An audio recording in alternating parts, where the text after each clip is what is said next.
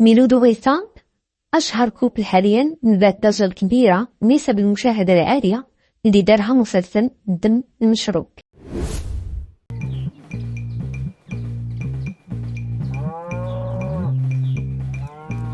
واللي كيجسدها أيوب أبو النصر، يسرى بوحموش درنا عصابة ديال الفراقشية. عصابة ديال الفراقشية. ميلود تا فراقشي ولد ركية، وهو اللي كتعول عليه في كل شيء.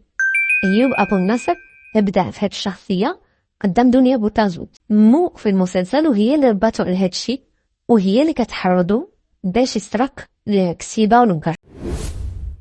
قليل اللي أعرف بأن يسرى عندها تجربة سابقة في الكوميديا مع حسن فد اللي لعبت فيها حتى هي دور البدوية، ولكن في الحقيقة دعت فيها لدرجة أننا ما عرفناهاش. كان دور مختلف تماما ونجحت